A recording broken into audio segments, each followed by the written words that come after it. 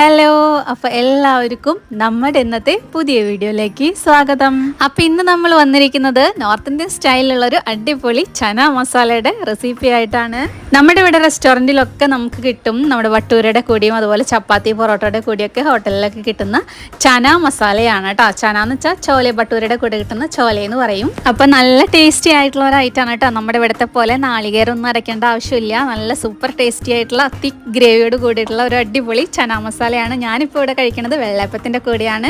ചപ്പാത്തിയുടെ കൂടിയും പൊറോട്ടയുടെ കൂടിയും നാൻ്റെ കൂടിയും ഒക്കെ കഴിക്കാൻ പറ്റിയ ഒരു സൂപ്പർ ആയിട്ടുള്ള ഒരു അടിപൊളി ഐറ്റമാണ് കേട്ടോ. അപ്പോൾ എങ്ങനെ ഉണ്ടാക്കാം നമുക്ക് നോക്കാം. അപ്പോൾ അതിനായിട്ട് ഞാനിവിടെ വെള്ളക്കടലയാണ് എടുത്തിട്ടുള്ളത്. തലേദിവസം വെള്ളം ഒഴിച്ച് വെച്ചിട്ടുണ്ട് കേട്ടോ. ഇനിയിപ്പോൾ നേരം വെളുത്തിട്ടാണ് ഇപ്പോൾ ഞാൻ ഉണ്ടാക്കുന്നത്. ഒരു 8 മണിക്കൂറോളം കുതിർത്താനായിട്ട് വെച്ചാൽ മതി. അപ്പോൾ തന്നെ നന്നായിട്ട് കുതിർന്നിട്ടുണ്ടാവും. കണ്ടോ, നല്ല പോലെ കുതിർന്ന് വന്നിട്ടുണ്ട്. ഇനി നന്നായിട്ടൊന്ന് വാഷ് ചെയ്തെടുത്തതിന് ശേഷം നമുക്ക് കുക്കറിലിട്ടിട്ട് വേവിച്ചെടുക്കണം. അപ്പോൾ കുക്കറിലെല്ലാം ഇട്ട് കൊടുത്തതിന് ശേഷം നമുക്കിതിലേക്ക് ആവശ്യത്തിന് വെള്ളം ഒഴിച്ചു കൊടുക്കുക. ഞാനിപ്പോൾ ഒരു കപ്പ് കടലയാണ് എടുത്തിട്ടുള്ളത്. ഒരു 3 കപ്പോളം വെള്ളം ഇതിലേക്ക് ചേർത്ത് കൊടുത്തിട്ടുണ്ട്. ആവശ്യത്തിന് ഉപ്പും കൂടെ ചേർത്തിട്ട് നമുക്ക് കുക്കർ വേവിക്കാനായിട്ട് വെക്കാം. അപ്പോൾ കടല അവിടെ വേവുന്ന സമയം കൊണ്ട് നമുക്ക് കുറച്ച് ഐറ്റംസുകളൊക്കെ ഒന്ന് റെഡിയാക്കി വെക്കാം. അപ്പോൾ അതിനായിട്ട് ഞാനിവിടെ ഒരു വലിയ സബോള 2 എണ്ണം എടുത്തിട്ടുണ്ട്. അതുപോലെ തന്നെ വെളുത്തുള്ളി ഒരു 6-7 വെളുത്തുള്ളി അരിഞ്ഞ് വെച്ചിട്ടുള്ളതാണ് കേട്ടോ.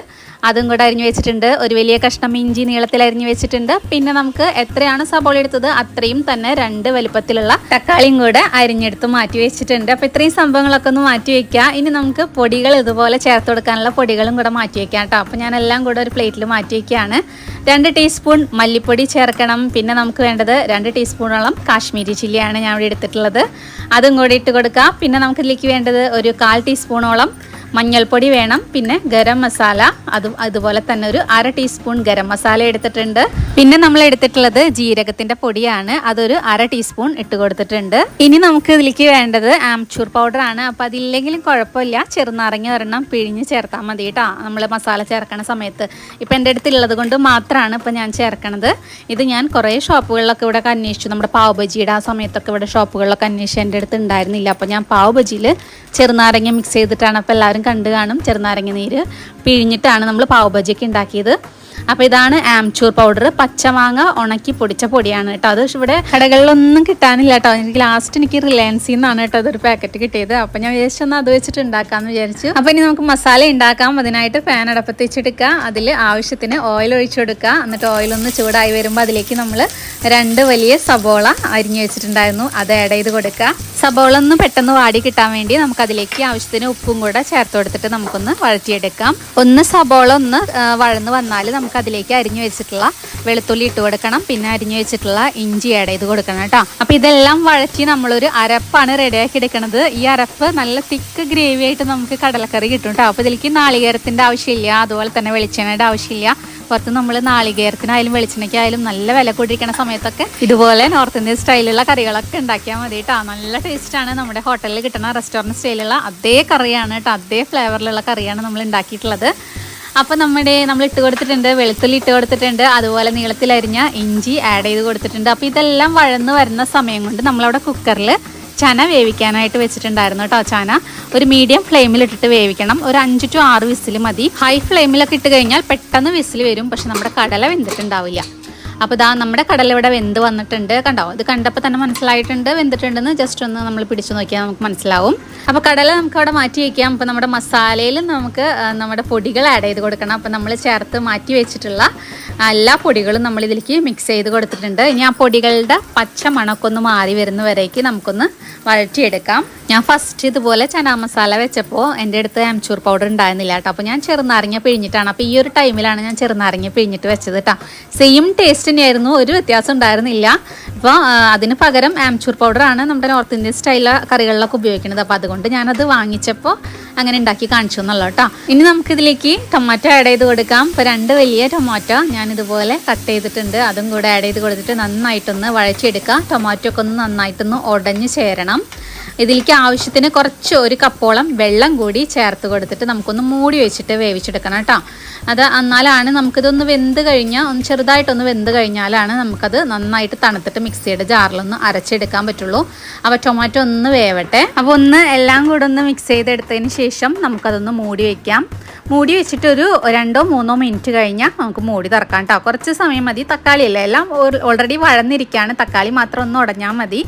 അപ്പോൾ അത് 2-3 മിനിറ്റ് കഴിഞ്ഞിട്ട് നമ്മൾ തുറന്നിട്ടുണ്ട്. അപ്പോൾ എല്ലാം മസാലയൊക്കെ നല്ല പാകത്തിനായിട്ട് വന്നിട്ടുണ്ട് കേട്ടോ. ഇനി നമ്മൾ ഫ്ലെയിം ഓഫ് ചെയ്ത് വെച്ചിട്ടുണ്ട്. ഇത് നന്നായിട്ട് തണുത്തതിന് ശേഷം വേണം നമുക്ക് മിക്സിയുടെ ജാറിലിട്ടിട്ട് അരച്ചെടുക്കാനായിട്ട്.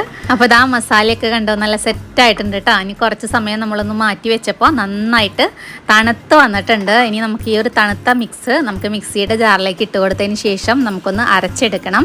അപ്പോൾ ഞാൻ എന്താ അവിടെ മിക്സിയുടെ ഒരു ജാർ എടുത്തിട്ട് അതിലേക്ക് ഈ മിക്സ് തണുത്ത മിക്സ് ചേർത്ത് കൊടുത്തിട്ടുണ്ട്. ഇനി നന്നായിട്ട് ഇതൊന്ന് അരച്ചെടുക്കാമെന്ന് പറഞ്ഞാൽ നല്ല ഫൈനായിട്ട് അരച്ചെടുക്കണം, നല്ല മഷി പോലെ അരച്ചെടുക്കണം കേട്ടോ. എന്നാലാണ് നമുക്ക് നല്ലൊരു തിക്ക് ഗ്രേവി ആയിട്ട് നമുക്ക് കറി ഇങ്ങനെ കിട്ടുള്ളൂ.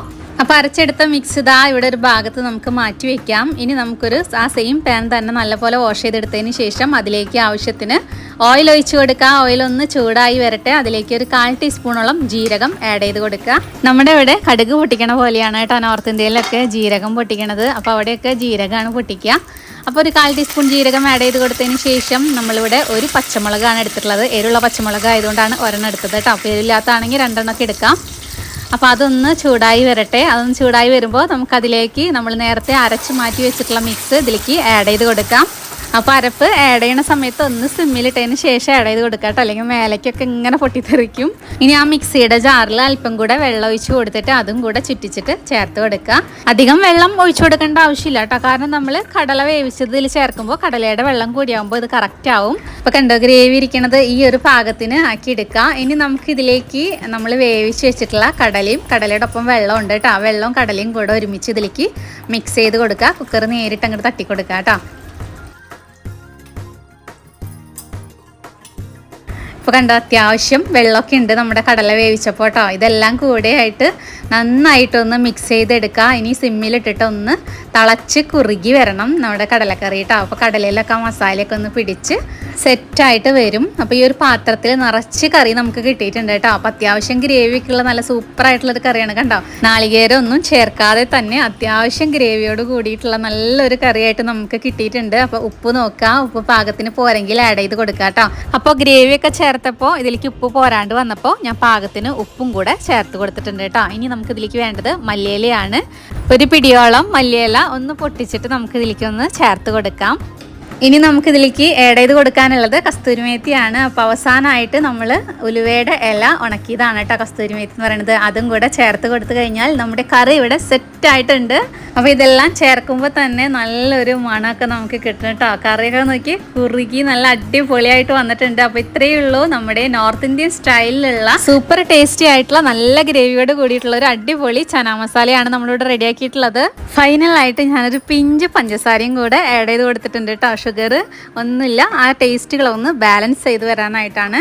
അപ്പോൾ ഇനി ഒന്നും ആഡ് ചെയ്യാനില്ല, നമ്മുടെ ചനാ മസാല ഇവിടെ റെഡി ആയിട്ടുണ്ട്. അപ്പോൾ ഇനിയിപ്പോൾ കഴിക്കാൻ തോന്നിയാൽ റെസ്റ്റോറൻറ്റിലൊന്നും പോയി കഴിക്കേണ്ട ആവശ്യമില്ല, നമുക്ക് വീട്ടിൽ തന്നെ ഉണ്ടാക്കിയെടുക്കാവുന്നതേ ഉള്ളൂ. അപ്പോൾ പൊറോട്ടയുടെ കൂടെയും ചപ്പാത്തിയുടെ കൂടെയും നാൻ്റെ കൂടെയും അതുപോലെ തന്നെ ഇടിയപ്പം വെള്ളയപ്പം എല്ലാത്തിൻ്റെയും കൂടെ കഴിക്കാൻ പറ്റുന്ന ഒരു അടിപൊളി ചനാ മസാലയാണ്. അപ്പോൾ ഞാനിവിടെ കഴിക്കുന്നത് വെള്ളയപ്പത്തിൻ്റെ കൂടെയാണ് കേട്ടോ. അപ്പോൾ വെള്ളയപ്പത്തിൻ്റെ വീഡിയോ വേണമെങ്കിൽ നമ്മൾ മുന്നേ ചെയ്തിട്ടുണ്ട് കേട്ടോ. 2 പ്രാവശ്യം വെള്ളയപ്പം ഉണ്ടാക്കി കാണിച്ചിട്ടുണ്ട്. അപ്പോൾ അതിൻ്റെ വീഡിയോസൊക്കെ പോയി നോക്കുക, എന്നിട്ട് അതുപോലെ ഉണ്ടാക്കി നോക്കുക. അപ്പോൾ ഇത്രയുള്ള നമ്മുടെ ഇന്നത്തെ വീഡിയോ. അപ്പോൾ എല്ലാവർക്കും വീഡിയോ ഇഷ്ടപ്പെട്ടു എന്ന് വിചാരിക്കുന്നു. ഇഷ്ടപ്പെട്ടാൽ ഒന്ന് സബ്സ്ക്രൈബ് ചെയ്യാനും ലൈക്ക് ചെയ്യാനും മറക്കരുത്. അടുത്തൊരു അടിപൊളി വീഡിയോസായിട്ട് വരുന്നവരേക്കും ബൈ ബൈ.